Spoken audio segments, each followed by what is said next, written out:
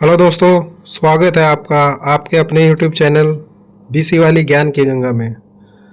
तो जैसा कि कल मैंने वीडियो में बताया था कि मैं जनरल अवेयरनेस और करंट अफेयर से रिलेटेड जो है एक वीडियो आपके लिए लेके आऊँगा। तो कल आप लोगों का एग्ज़ाम है।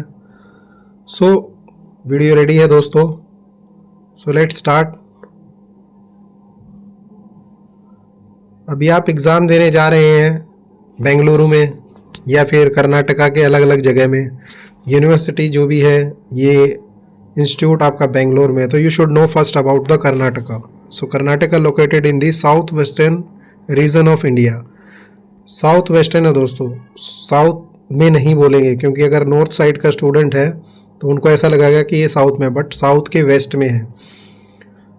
Seventh largest state by area. So यहाँ से जो है इस तरह के क्वेश्चन हो सकते हैं, कौन से नंबर पे स्टेट है ये, सेवन्थ लार्जेस्ट एरिया के उस पर, किस डायरेक्शन में लोकेटेड है, साउथ वेस्टर्न रीजन में है, एंड एथ मोस्ट पॉपुलस। अभी आप ध्यान रखिए कि हमारा जो है सेंसस अभी न्यूज़ में है, तो हो सकता है कि वो पॉपुलेशन के बेस पे भी पूछ ले आपसे। सो एट्थ जो है पॉपुलेशन के मामले में है। टैगलाइन क्या है स्टेट का? One state many worlds. So tagline of Karnataka is one state many worlds. Originally formed as Mysore state on 1 November 1956। दोस्तों 1 नवंबर 96, जो कि भाषा के आधार पे जो है स्टेटों को जो है रीऑर्गेनाइज किया गया था। तो ये 1 नवंबर 1956 को जो है कर्नाटका जो है एज अ मैसूर के नाम से बना था। It was officially renamed Karnataka in 1973। The state function as a primary economic and technological powerhouse. तो बेसिकली आपने देखा होगा आईटी हब जो है हमारा बेंगलुरु में है, इसे सिलिकॉन वैली भी बोला जाता है। तो ये क्वेश्चन भी बन सकता है, silicon valley of India Bengaluru. Karnataka की कैपिटल सिटी बेंगलुरु, और ये हाँ प्राइमरी इकोनॉमिक एंड टेक्नोलॉजिकल जो भी आपका पावर हाउस इसे बोला जाता है। Now basic state of profile क्या है दोस्तों? कैपिटल जो है बेंगलुरु है। किसने बेंगलुरु को स्टैब्लिश किया था? By historical founder Kempegowda first. Official language Kannada है यहाँ की। एडमिनिस्ट्रेटिव यूनिट यहाँ इसमें 31 डिस्ट्रिक्ट हैं जो कि 4 रेवेन्यू डिवीज़न में डिवाइडेड है। बाईकैमरल यहाँ लेजिस्लेटिव असेंबली है, द्विसदनीय, जिसमें जो है लेजिस्लेटिव असेंबली भी है और काउंसिल भी है। यहाँ के फर्स्ट चीफ मिनिस्टर, कर्नाटका के फर्स्ट चीफ मिनिस्टर हैं के चेंगलार्या रेड्डी। स्टेट का सिंबल है इंडियन एलिफेंट। स्टेट बर्ड है इंडियन रोलर। स्टेट फ्लावर है लोटस। स्टेट ट्री है सैंडलवुड। स्टेट एम्बलम है Gandabherunda, a double headed mythological bird. तो ये दोस्तों ये थोड़ा नाम आप देख लीजिए, इसको प्रोनाउंसिएशन कैसे करना है, but this will be the spelling. और ये एक डबल हेडेड मिथोलॉजिकल जो है इनका बर्ड है। Now geography and environment. Borders जो है कितने जो है, ऐसा क्वेश्चन आ सकता है कितने स्टेट से कर्नाटका का बॉर्डर लगता है? तो 6 स्टेट से लगता है दोस्तों।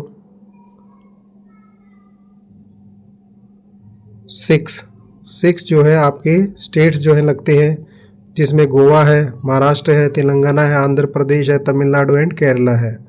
नाउ फिजिकल रीजन जो इसका डिवाइडेड है, कोस्टल प्लेन में है करावली, द वेस्टर्न घाट mountains range and the Deccan plateau plains मैदान। हाईएस्ट पीक जो है Mullayanagiri hill located in Chikmagalur district. तो ये मुल्यागिरी हिल जो है यहाँ की सबसे बड़ी पीक है। मेजर रिवर्स है यहाँ कावेरी, कृष्णा, तुंगभद्रा, शरावती एंड मालाप्रभा। यहाँ वाटरफॉल्स पाए जाते हैं दोस्तों। जोगफॉल जो कि शरावती रिवर से निकलता है। कुंचिकल फॉल वरही रिवर से। The highest waterfall in India is Kunchikal falls. तो ये आपका इंडिया में हाईएस्ट जो ऊंचाई से गिरता है। नाउ इकोनॉमी एंड इंडस्ट्री में हम ऑलरेडी बात कर चुके हैं, आईटी हब है। बेंगलुरु जो है कंट्रीब्यूट करता है 40%। ये क्वेश्चन बन सकता है कि कितने परसेंट जो है आईटी सेक्टर जो बेंगलुरु का कंट्रीब्यूट करता है, तो वो 40% है। एग्रीकल्चर में the largest exporter of coffee in India, तो कर्नाटका जो है कॉफ़ी के लिए इंडिया में फेमस है। And a primary hub for silk production, यहाँ जो है सिल्क का प्रोडक्शन भी होता है। काफ़ी सारे जीआई टैग्स भी हैं जो हम आगे पढ़ेंगे इसमें। Earning Ramanagara the title of silk town, तो सिल्क टाउन के नाम से भी जो है इसको टाइटल मिला हुआ है। नाउ मिनरल्स वेल्थ के बारे में बात करें, renowned for premium sandalwood products, तो इसका जो सैंडलवुड प्रोडक्ट्स है ये भी जीआई टैग्स के अंदर है। And historical gold mining resources like Houthi gold mines, तो हुती गोल्ड माइंस आपकी कहाँ पाई जाती है? कर्नाटका में। Now culture and tourism, historical dynasties home to ancient empires including the Kadambas, Chalukyas, Rashtrakutas, Hoysalas and the Vijayanagara empire. ये जो है यहाँ अभी तक जो हिस्ट्री में इनके, आप ये बोल सकते हैं कि कर्नाटका के जो पूर्वज जो राजा रहे हैं वहाँ, वो ये है। Now UNESCO world heritage sites जो हैं उसमें Hampi feature the ruins of Hampi, Vijayanagara जो कैपिटल है। And the temple complexes at Pattadakal, ये जो आपके दो यूनेस्को वर्ल्ड हेरिटेज साइट्स हैं। क्वेश्चन बन सकता है दोस्तों, बेसिकली दो ही हैं, तो इनमें से एक ही ऑप्शन बन सकता है कि इनमें से कोई ऐसा पूछेगा और 3 अदर स्टेट के या कुछ और जगह के नाम देके आपको पूछ सकते हैं कि इनमें से UNESCO world heritage site of Karnataka कौन सा है। या हो सकता है आपको ये 2 दे दे एंड दूसरे स्टेट का 2 दे दे, तो उनमें से पूछ सकता है उस किसी सेकंड या थर्ड स्टेट का क्या है।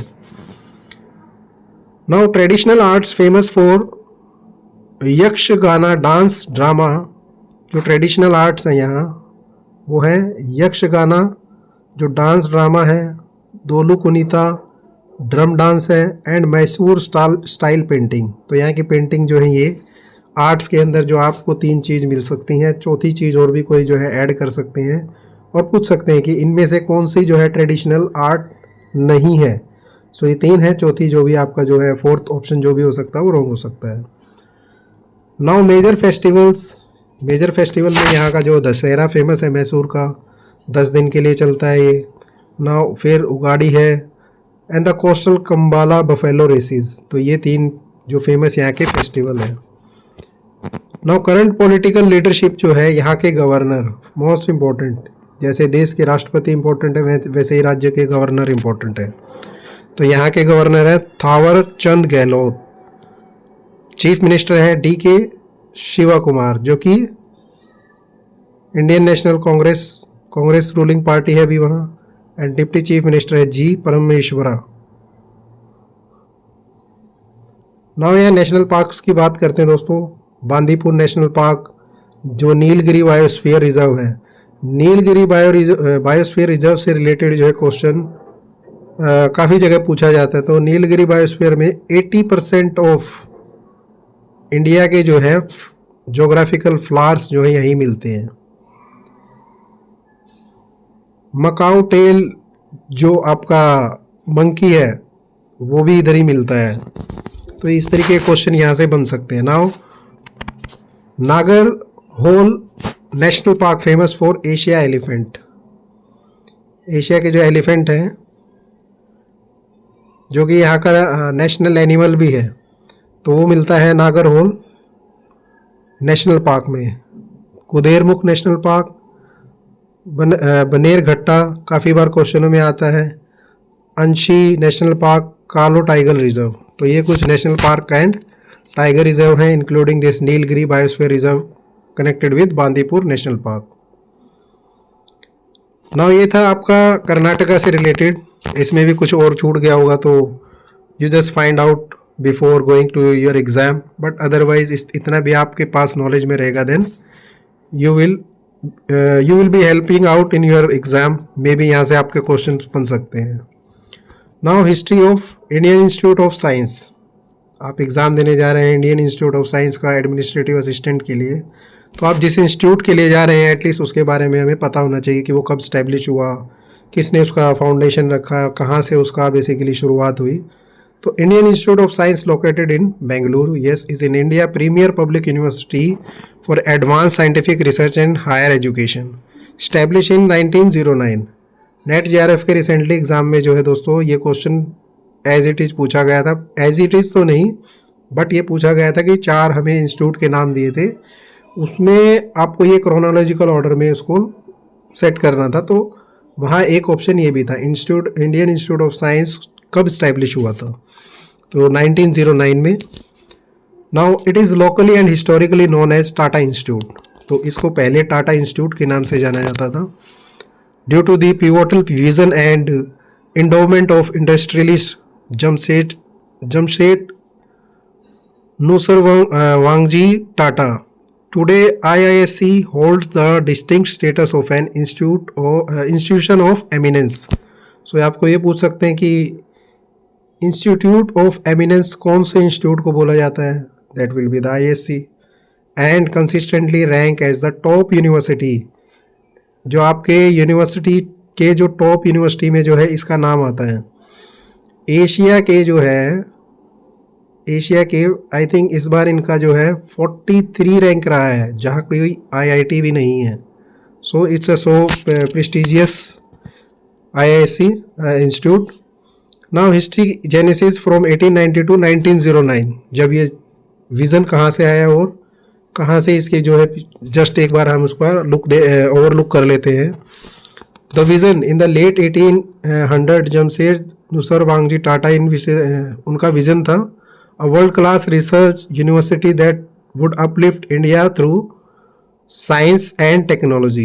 He set up a committee to blueprint his dream and earmarked a vast portion of his personal wealth for its endowment.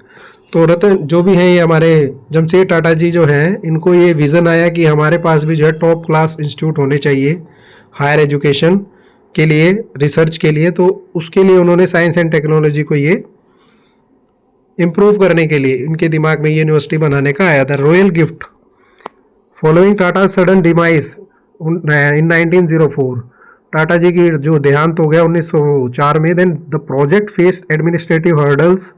It was resurrected by the princely state of Mysore. तो मैसूर जो उस समय princely state थे उनके under था। तो वहाँ जो महारानी थी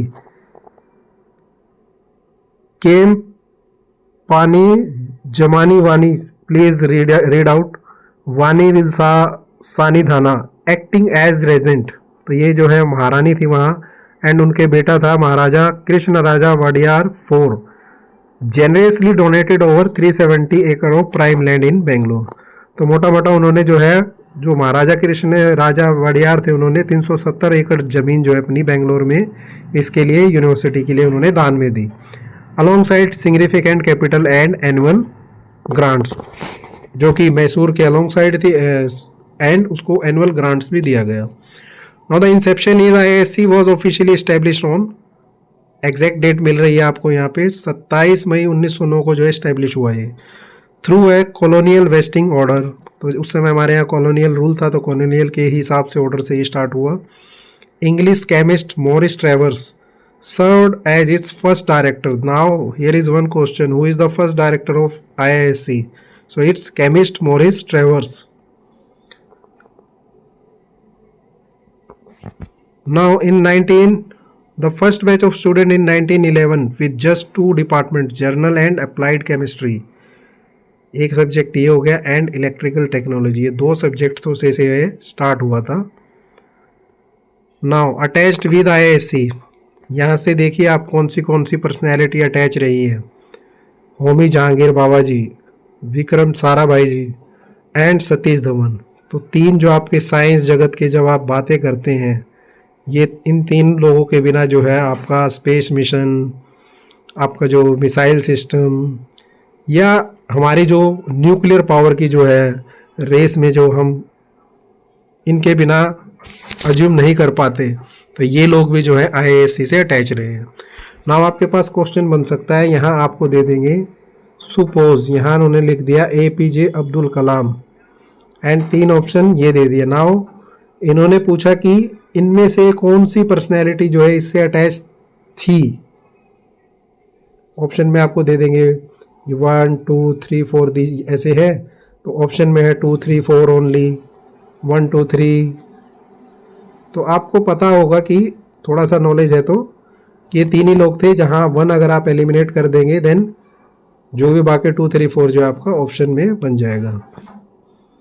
now presently director of Indian institute of science Bangalore is professor Govindan Rangarajan जो है, प्रोफेसर गोविंदन रंगारंजन जो है अभी प्रेजेंटली डायरेक्टर है। रिनोड ये मैथमेटिशियन है एंड एकेडमियन है, जिन्होंने ऑफिस 1 अगस्त 2020 को जो है इन्होंने ज्वाइन किया था। नाउ रैंकिंग की बात कर लेते हैं। IISc जो बेंगलोर है वो consistently ranked as top university in India. Globally it typically rank in the 200 to 300 band and in the top 50 Asian university ranking. Check out its latest standing across QS world university ranking. आपसे question पूछ सकते हैं कि university ranking कौन कौन release करता है, तो यहाँ आपके पास है QS वर्ल्ड यूनिवर्सिटी, जो कि उन्होंने इस बार रैंक से दिया है 221 globally. It is well for its research output and frequency scores, perfect marks in elite citations for faculty metric. Times higher education Asia university ranking, तो एशिया यूनिवर्सिटी रैंकिंग जो है टाइम्स हायर एजुकेशन देता है, जिसमें 43 rank Asia में इनका, and it holds the first position among all university in India. So India का top most जो यूनिवर्सिटी है that will be the IISc, US news best global universities. US news best global university में से 592 globally जो है rank दिया गया है। So here is now you know that जिस एग्ज़ाम के लिए आप जिस ऑर्गेनाइजेशन से जुड़ने जा रहे हैं आप, वो इंडिया में एटलीस्ट इंडिया में वो जो है टॉप यूनिवर्सिटी है जो अपने पीक पे है। Now festivals of Karnataka, Mysore Dussehra 10 दिन के लिए चलता है। नधाबा जो है इसे ऑफिशियली बोलते हैं। उगाड़ी जो है कन्नड़ा ईयर माना जाता है, तो ये भी इधर का फेस्टिवल फेस्ट है। हम्पी फेस्टिवल ये 3 दिन के लिए जो है कल्चरल सेलिब्रेशन के लिए, जिसमें music and dance against the backdrop of Hampi ancient ruins ये होता है। Karaga festival and ancient deeply religious folk festival in Bengaluru dedicate to goddess Draupadi, तो द्रौपदी से जुड़ा हुआ जो कारगा फेस्टिवल होता है इधर। Kambala traditional buffalo race, Kambala एक जलीकट्टू होता है, जलीकट्टू तमिलनाडु है। जलीकट्टू जो रेस होती है, रेस नहीं होती बेसिकली, वो जो भी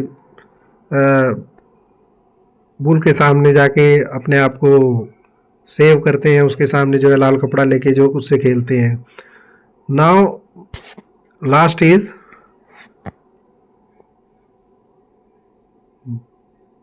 Mahamastakabhisheka held once every 12 years, तो ये 12 साल में होता है। जैसे हमारा कुंभ का मेला आता है वैसे ये इस फेस्टिवल को मनाते हैं। Featuring the monumental anointing of the Bahubali statue, तो ये एक जो है बाहुबली बड़ा सा एक स्टैचू बनाते हैं मोन्यूमेंट के लिए, और उसको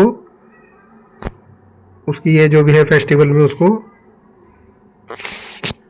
पूजा करते हैं या उसकी आराधना करते हैं। Now textiles GI tags, global indication tags, या ग्लोबल नहीं सॉरी जोग्राफिकल इंडिकेशन जो टैग्स होते हैं, जो भी आपकी हमारे अलग अलग स्टेट्स में अलग अलग जो ऐसी चीज़ें हैं जिनका प्रोडक्शन उसी स्टेट में होता है, उनको जो है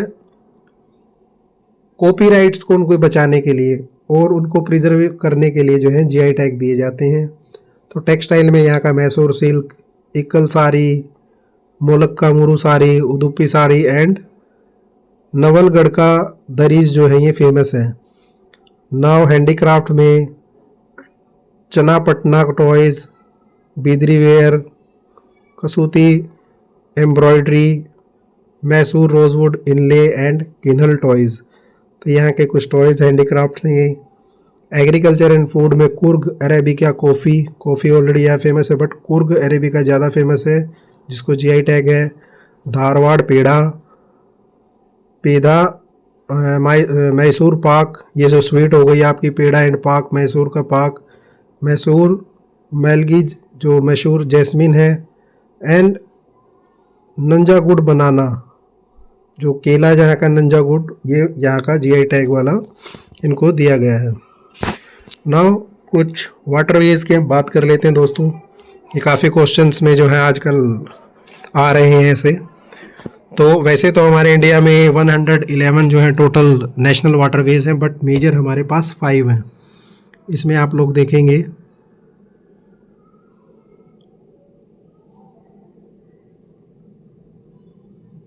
पहला जो हमारा नेशनल वाटरवे का नाम नंबर दिया गया है, national waterway 1 Ganga Bhagirathi Hooghly river पे है।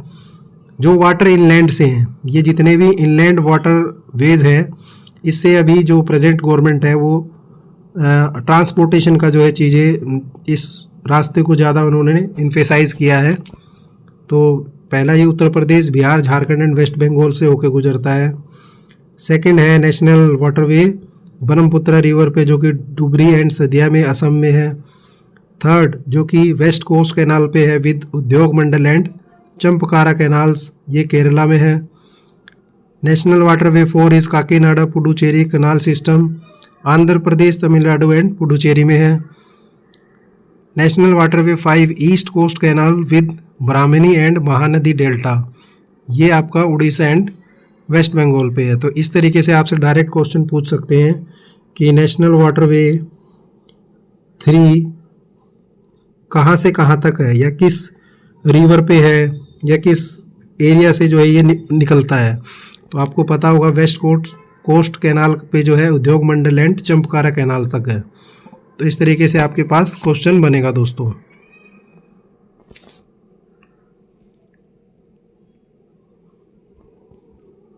नाउ विटामिन्स के ऊपर बात कर लेते हैं दोस्तों।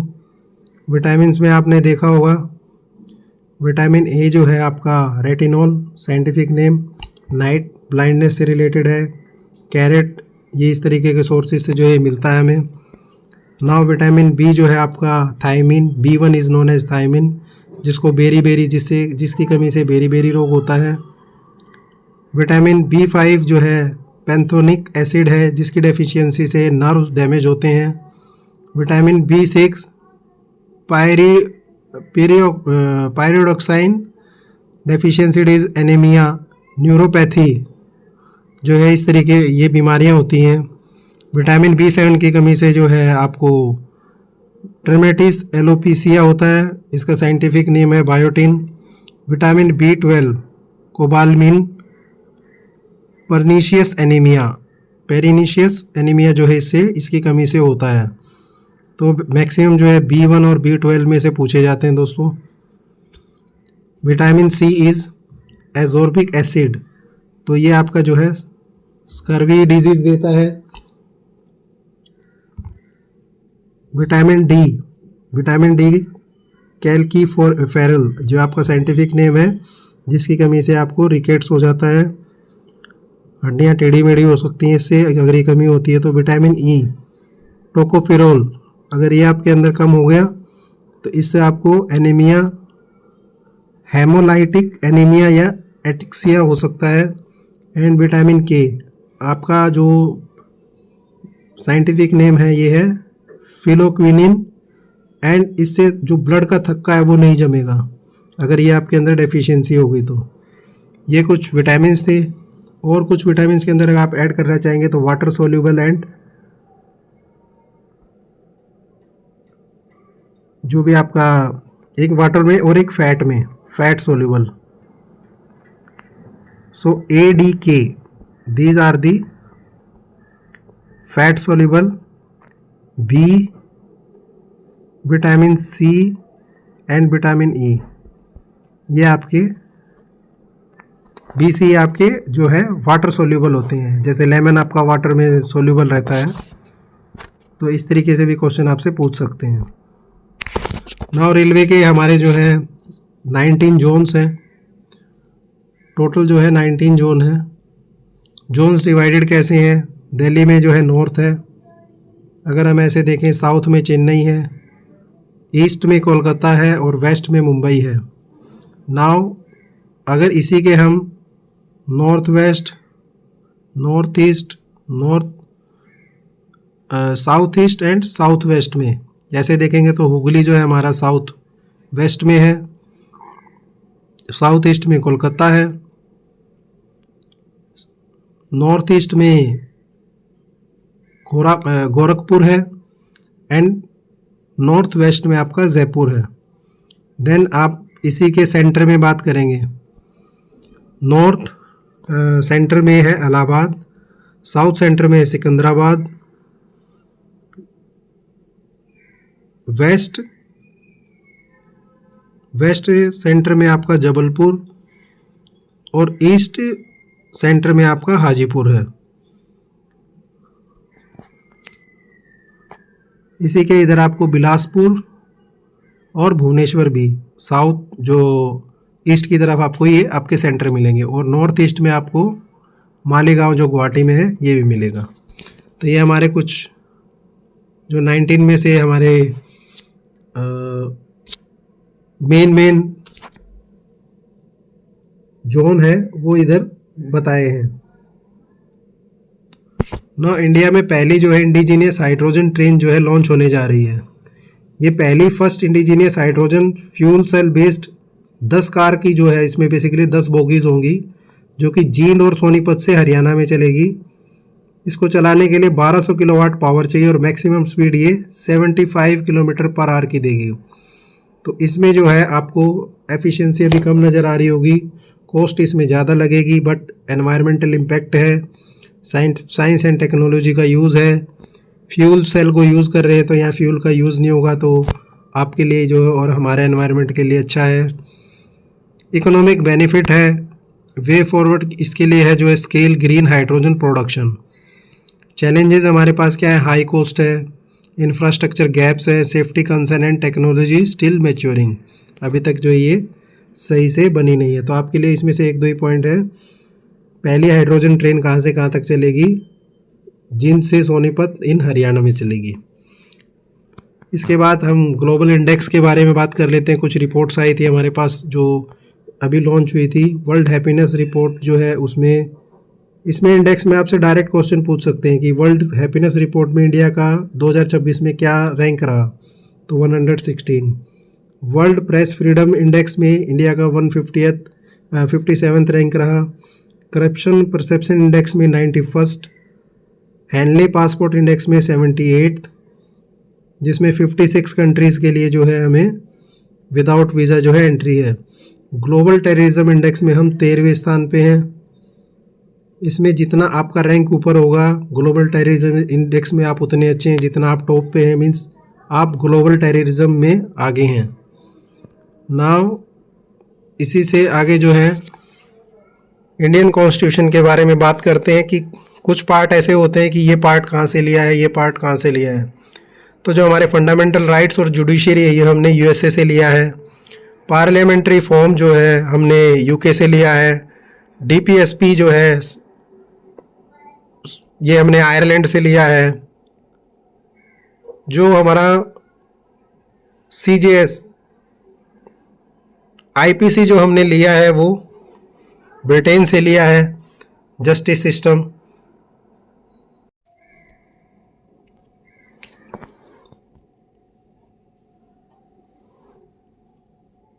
कनाडा से हमने स्ट्रॉन्ग फेडरेशन लिया है। यूएसएसआर से हमने जो है फंडामेंटल ड्यूटीज़ ली हैं, जो प्रेजेंटली रशिया है। तो मेनली पूछते हैं हमसे क्वेश्चन में, जब भी मैक्सिमम क्वेश्चन में आता है, फंडामेंटल ड्यूटीज़ कहाँ से ली है, डीपीएसपी कहाँ से लिया है, पार्लियामेंट्री फॉर्म्स कहाँ से आए हैं, या फंडामेंटल राइट्स एंड जुडिशरी हमने कहाँ से लिया है। ये 4 पॉइंट आपके लिए इंपॉर्टेंट हो जाते हैं। नाउ लैंडमार्क अमेंडमेंट्स, जब संविधान बना तो उसमें कितने दोस्तों जो है पार्ट थे और कितने उसके अंदर जो है आर्टिकल्स थे, ये आप मुझे कमेंट में बताइएगा। नाउ इसमें कुछ अमेंडमेंट हुए, जब कॉन्स्टिट्यूशन बन गया तो उसमें कुछ ना कुछ कमियां थी, उन कमियों को दूर करने के लिए जो है संशोधन किए गए।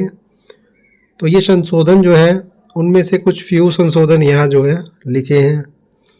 42वां जो है एडमिन एंड इमरजेंसी, 42वां संशोधन और 44वां संशोधन, जिसे जो 42nd है उसे मिनी कॉन्स्टिट्यूशन भी बोलते हैं। इसमें बहुत सारा ऐसा सेक्शन था जिसको हमें चेंज करना पड़ा था।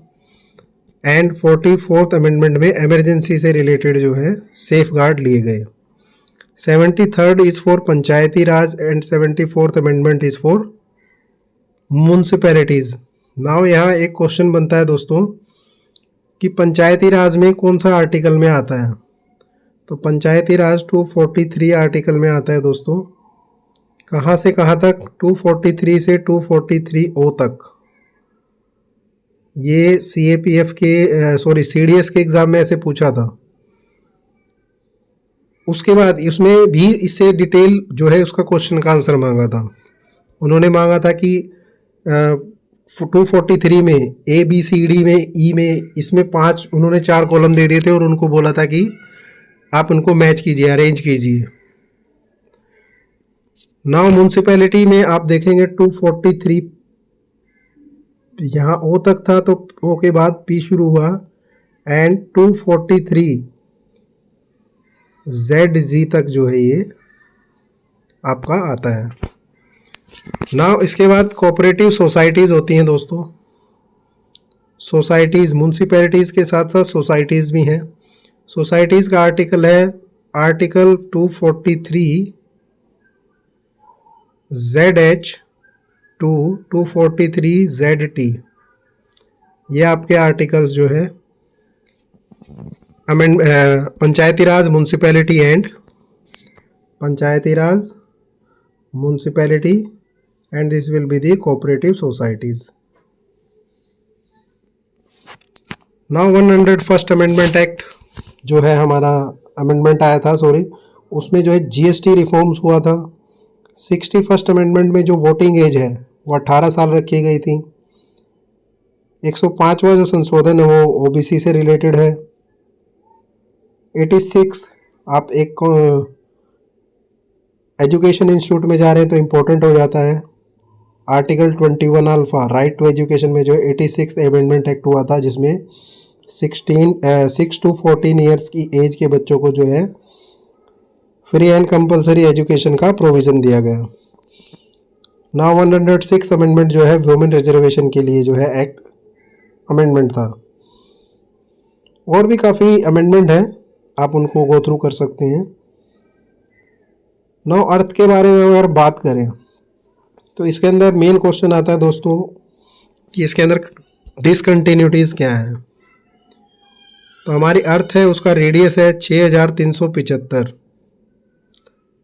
ये देखिए 6000 जो रेडियस है ये आपका है 6371 किलोमीटर। इसका डबल कर देंगे तो आपको इसका डायमीटर मिल जाएगा, जो करीबन आपका 12,744 के इस आसपास रहेगा। इसको डबल कर लीजिए आप। नाउ अर्थ के अंदर होता क्या है, पहले पार्ट के ऊपर अगर हम जाएंगे so that will be the crust. Then second part के ऊपर जाएंगे, that will be the mantle के बाद अगर हम उसके अंदर थर्ड पार्ट पे जाएंगे, outer core, and then fourth is inner core. Now इस कोर सिस्टम को हमने डिवाइड करने के कैसे इस चीज़ को हमने फाइंड आउट किया, तो इतना नीचे हम डेप्थ में आज तक गए नहीं हैं। उसके लिए हमने साइंटिफिक मेथड यूज़ किए साइंटिस्ट लोगों ने। उन्होंने पहला मोहोविक डिसकंटिन्यूटी, जो कि क्रस्ट और मेंटल को जो है, ये जो क्रस्ट और मेंटल को हम फाइंड आउट करते हैं उसको बोलते हैं मोहोविक डिसकंटिन्यूटी। रेप्टी डिसकंटिन्यूटी जो है अपर मेंटल, ये जो ऊपर की लेयर है upper mantle and lower mental, ये इस दोनों के बीच में डिसकंटिन्यूटी को बोलते हैं Repetti discontinuity. Now Gutenberg discontinuity separate mantle and outer core को और मेंटल को, ये दो पार्ट को कौन अलग करता है, that will be the Gutenberg. And the last will inner core और आउटर कोर दोनों को अलग करता है, जो डिसकंटिन्यूटी बताता है वो है लेमैन। तो इस तरीके से आप यूज़ कर सकते हैं। अभी जब भी आप देखेंगे these boundaries are zones where the properties of materials changes suddenly affecting the speed of seismic waves. जब भी भूकंप की जो वेव्स आती हैं, इनका जो प्राइमरी सेकेंडरी वेव होती हैं, उनके अंदर जो चेंजेस आते हैं वो स्टेट ऑफ अर्थ के जो अलग अलग पार्ट की जो पोजीशन है उसके हिसाब से आते हैं। यहाँ अगर हम भूकंप की बात करें तो रिक्टर स्केल पे हम उसको नापते हैं।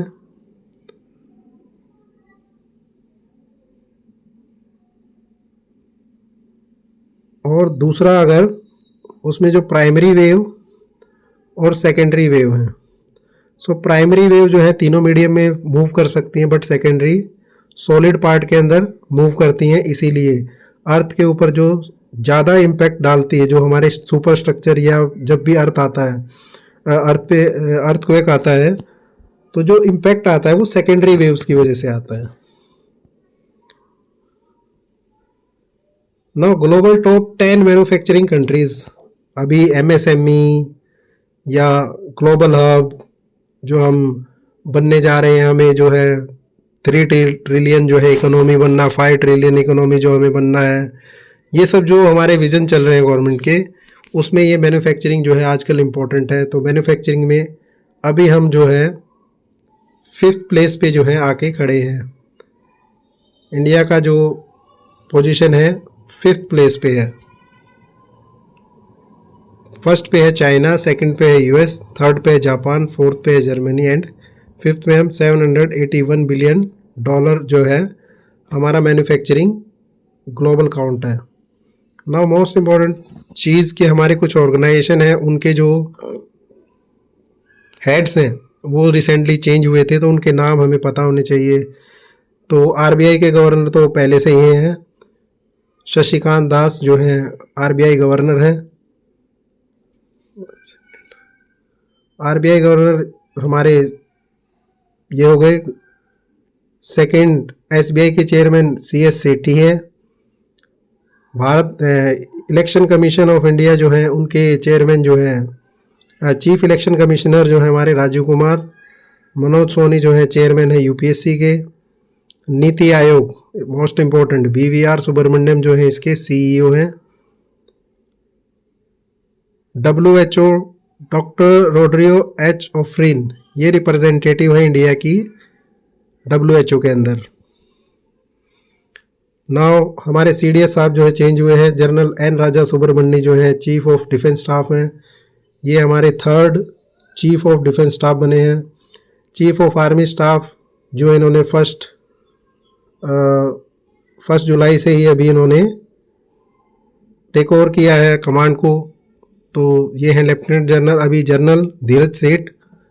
Chief of naval staff change हुए हैं, admiral K Swaminathan. DRDO chief Rajesh Kumar Singh ये चेयरमैन है अभी। प्रसून जोशी ये चेयरमैन है प्रसार भारती के। और अभी इंडिया में कुछ जो फिल्म इंडस्ट्री से रिलेटेड जो भी आपके सामने आ रहा है उसके हेड भी जो है ये प्रसून जोशी जी हैं। नाउ रिसेंटली इलेक्शन हुए हैं, तो इलेक्शन के CM 3 स्टेट है और एक हमारा जो UT है, उसमें तमिलनाडु के CM बने हैं थलपति विजय। तमिलनाडु से शुभेंदु अधिकारी जी बने चीफ मिनिस्टर। वेस्ट बंगाल से हेमंता विश्वा शर्मा ये सेकंड कंसेक्यूटिवली जीते हैं असम से BJP पार्टी से। एंड पुडुचेरी में N रंगास्वामी ये जो है पुडुचेरी के CM हैं। RBI के डिप्टी गवर्नर जो है रोहित जैन जी जो है अभी नियुक्त हुए हैं। यहाँ एक क्वेश्चन है दोस्तों आपके लिए, क्वेश्चन नहीं मैं उसको बता ही देता हूँ आपको। RBI से रिलेटेड जो है आपसे क्वेश्चन पूछा गया था, RBI का हेडक्वार्टर। तो इस बार हो सकता है दोस्तों RBI के अंदर थोड़ा डेप्थ में जाएंगे।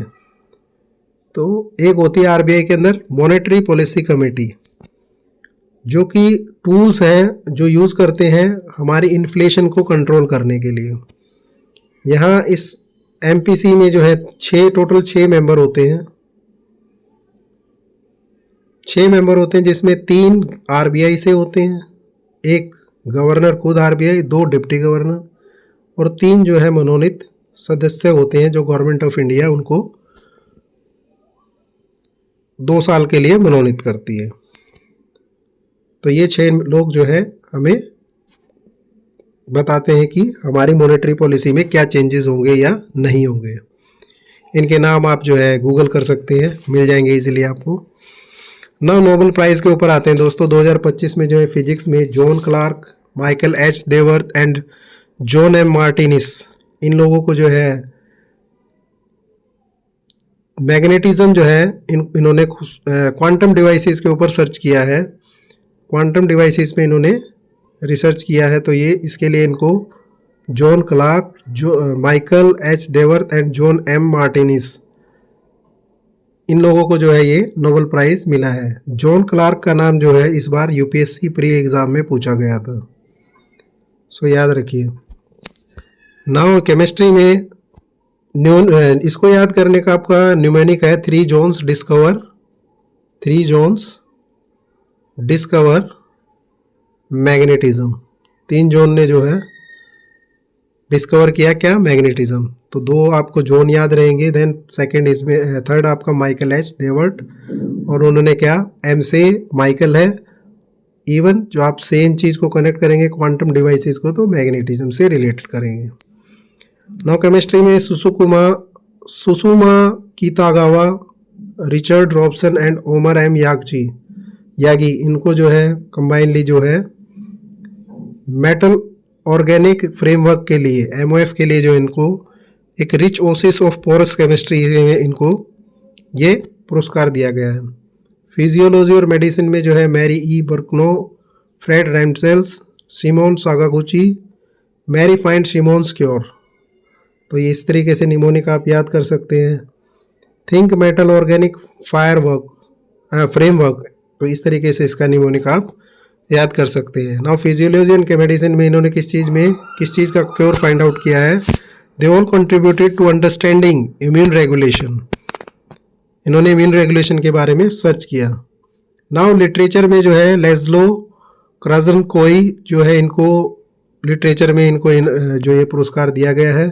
His writing style is famously dense and labyrinthine, जो उनका नाम है उस उधर की जो लैंग्वेज है उनका, उसमें वो फेमस राइटर है वहाँ के।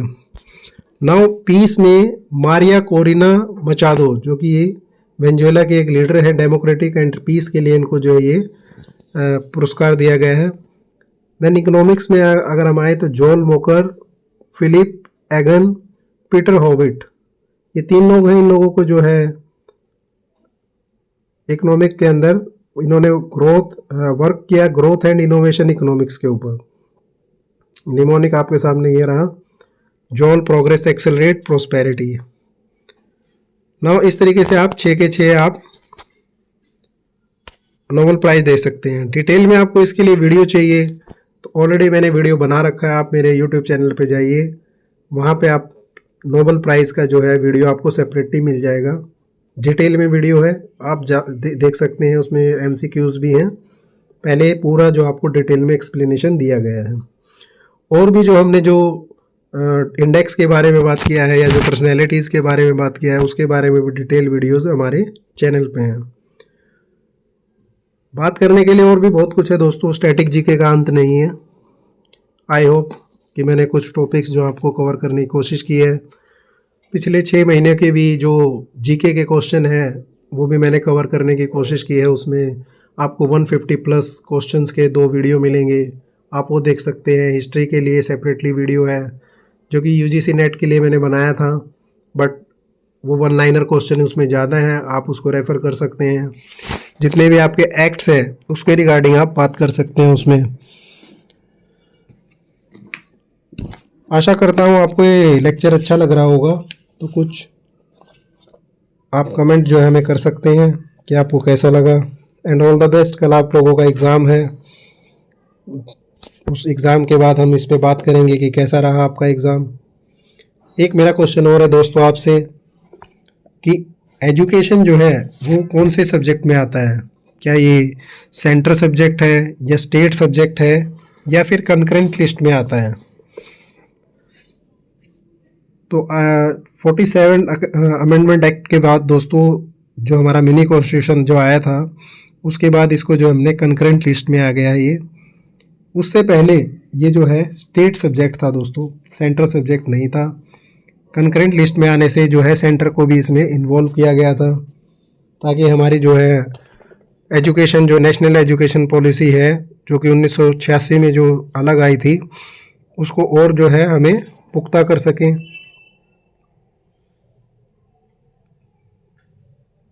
तो मिलते हैं दोस्तों कल आपके एग्ज़ाम के बाद। तब तक के लिए सुरक्षित रहिए, बी सेफ, सावधानी से जाइए, आपका एग्ज़ाम दीजिए अच्छे से। जो आपको जितना तैयारी है उसके ऊपर कॉन्फिडेंट रहिए एंड अच्छे से आप अपना एग्ज़ाम अपेयर कीजिए। Thank you so much.